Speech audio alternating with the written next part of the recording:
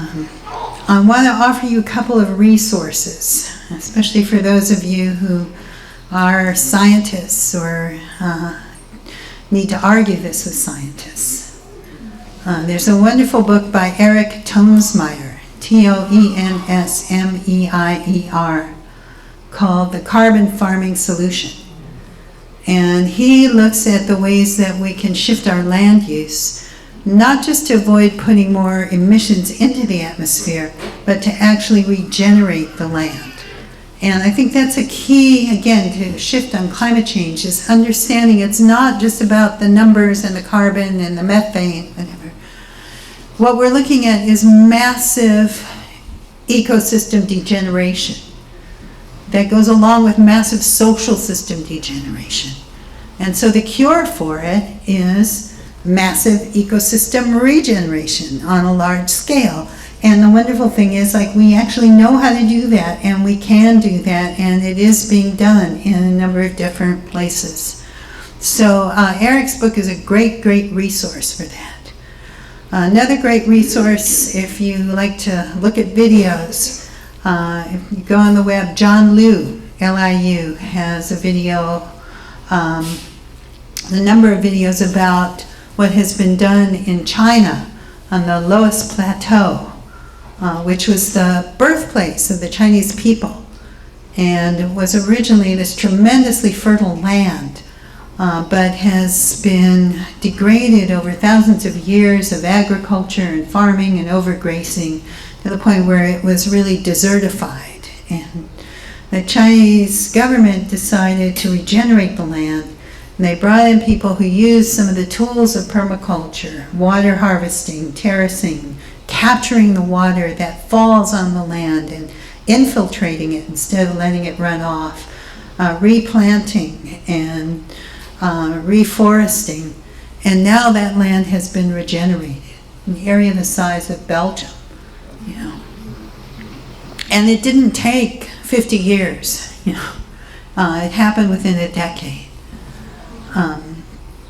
There's a man I heard speak at the International Permaculture Convergence named Tony Ronaldo from World Vision, and he talks about working in North Africa, where they were trying to plant trees and trying to stop the Sahara Desert from expanding into the Sahel, the area on the edge. And he said they would plant trees and plant trees and plant trees, and the trees would die. And they plant more trees, and the trees would die. Finally, one day he was out there in total despair and discouragement, just staring at the ground. And he noticed there were all these like little nubby little bushes, things that were totally like overgrazed and just little stubs. As he looked at them, he realized, oh, they were actually trees. They were trees that had been bitten down so much they just were tiny little, scrummy things. And he got the idea, what if we just protected them? And what if we taught farmers to put a little fence around them, keep the goats from eating them, prune them down to one stem so they grow up more like a tree and less like a bush? And he developed this thing he calls FMNR, Farmer Managed Natural Regeneration. And within months, they started to have trees growing. Once they had trees growing, those trees created conditions that made it possible to plant other trees. And people suddenly had firewood. Instead of women having to walk miles and miles and hours every day to try to collect a few scraps of firewood, suddenly they had firewood growing in their lands. And they've actually regenerated something like over 5 million hectares of land now in places like Niger and Mali and Ethiopia. It's been a tremendously successful, massive shift. There's so many exciting and possible solutions, again, to the problems of our land degrading, and there's no reason why we have to accept that growing our food or producing our products or living our lives inevitably results in the destruction of the world around us. The promise of permaculture, and I think the vision we need to hold, is that we can actually meet our human needs while regenerating the land around us. And we do that by observing the natural world, understanding that she has wisdom to teach us, and respecting that, and applying some of the patterns we can learn from nature to the ways that we do things as human beings. So,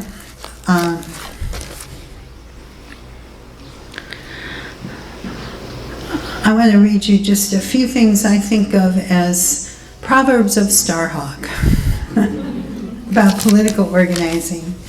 And then maybe we'll take some time for questions and discussion. But I would say if we're thinking about building movements, we need to bring in people who have not yet been activists, and we need to welcome them. Any of you ever trained a dog? You know, when you're training a dog, they tell you, never beat a dog for coming back to you. You know, you're out there in the park, your dog's running off leash. She's not supposed to be off leash, but she is. You see the dog catcher coming, you call your dog, she runs up and then runs away, and you get a ticket, and when she finally comes back to you, resist that urge to yell and scream and whack her.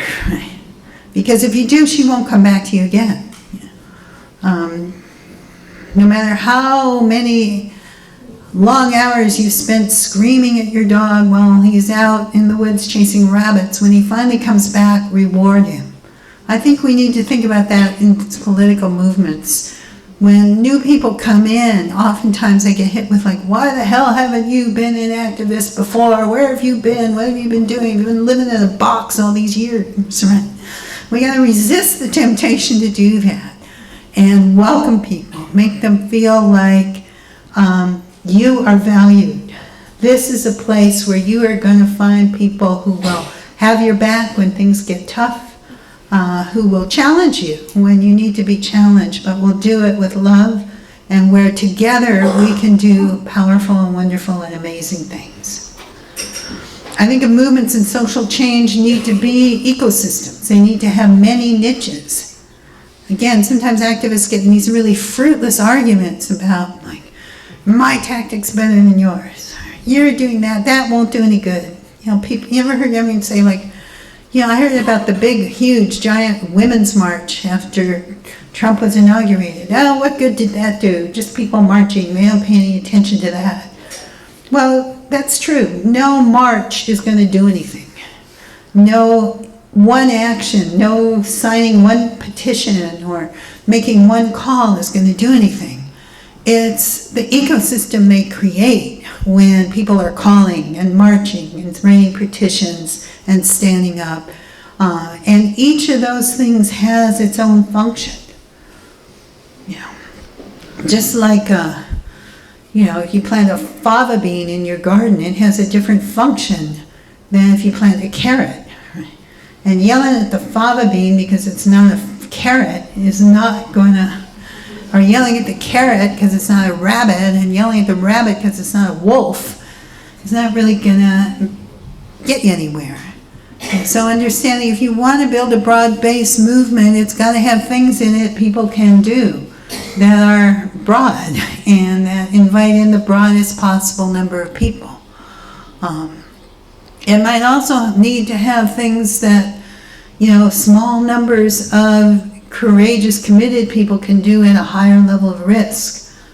But you can't ask everyone to be there. People have different lives. They have different things going on in their lives.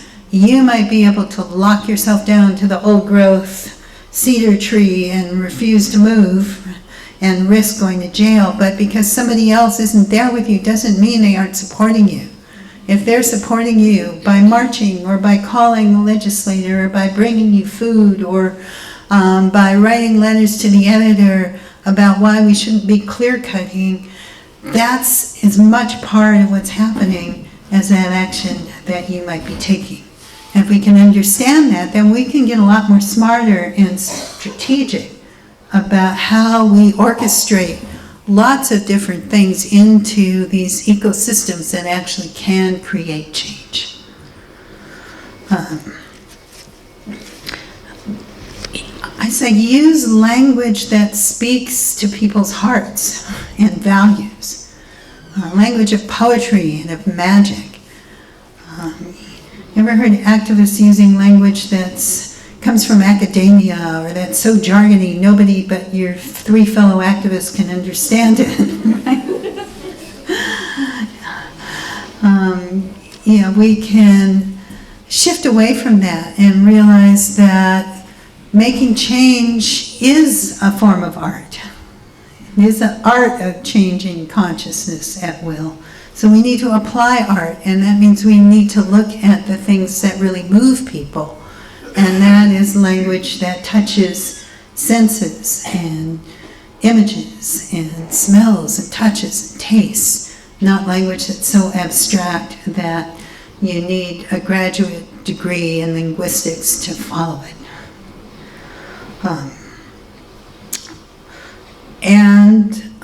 We need to reward movement in the right direction.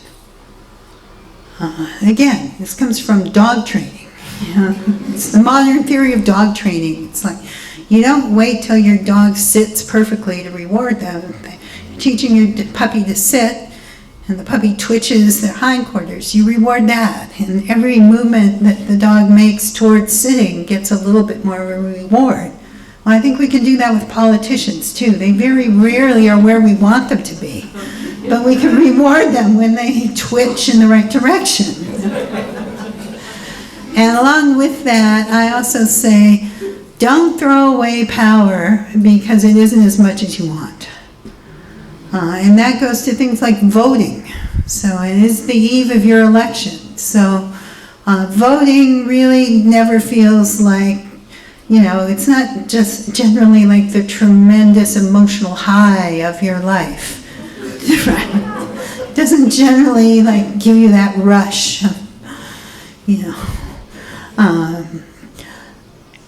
but it's important.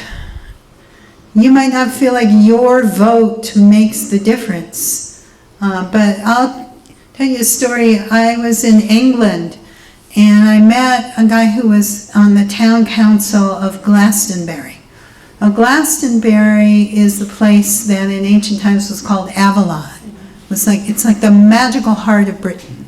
And today it's kind of the magical heart, but also sort of the new age crystal shop heart of Britain. It's like, has a main street full of goddess stores and crystals, and everybody goes around flowing robes, and people meditate, and there's a million different kinds of spiritual things going on. There's a big goddess festival there every year. He was saying that they had an election where one of the issues was fracking in this ancient landscape. This is the landscape that holds the sacred waters of Chalice Well, the amazing, again, sacred heart of Britain, and they're talking about fracking. Right? And the pro-fracking councillor won by something like 2 or 3 votes. And what he said is all the beautiful people in the flowing robes don't come out to vote. I'm like, I don't want to deal with the negativity, and I'm going to, right? And I think we need to vote. We need to deal with the negativity. Again, it's not like you have to go spend 5 months, day and night, like down at your computer, writing things, organizing things, whatever. You just have to go down there and vote. Right? Even in the United States, in places where they make it extremely difficult, especially if you have to be a person of color, it's a few hours out of your year. Go vote, because it may not be much power, but it's more power than having no power. And when you put that power together, it can have a lot of power. And if you want more power than your vote represents, again, magically speaking, if you throw away the power that you have, it's like you're saying to the universe, I don't care about this. And the universe is not going to shower more power on you. It's going to say, okay, it's someone who isn't interested in this.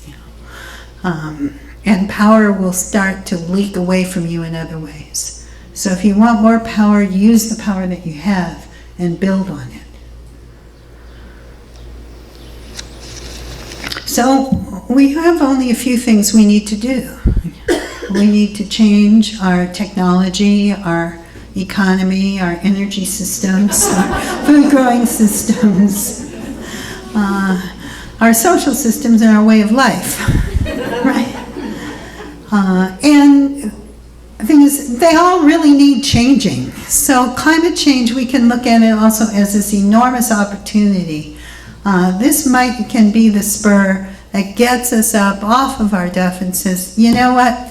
This world is not working on so many different ways. If we do the things we need to do to regenerate the environment on a large scale, we also have to do the things we need to do to regenerate our social systems on a large scale. And we actually have the potential to create a world that's better for everybody, that's more just, that's more balanced, that's cleaner, that's more beautiful, that's more pleasurable, that's healthier. And I believe that every single one of us in this room and every single one of us in this world has a vital and important role to play in bringing that about. And that's why we're here at this moment. And that is the really tremendously exciting challenge of our times. So I encourage you to figure out what your gift is, what your role is, and then step it up. Whatever you're already doing, it's a good moment to step up to the next level. Whatever you were thinking about doing, but maybe weren't sure you should, or were afraid you could, or didn't think you could, this is the moment to say, I'm going to try it anyway. And to look around and say, and I'm also going to support my friends and my comrades and my neighbors in the things that they are doing. So that we can weave a web where we care for one another, where we create a world that actually will be a loving and nurturing and welcoming one for one another and for all the generations that come after us.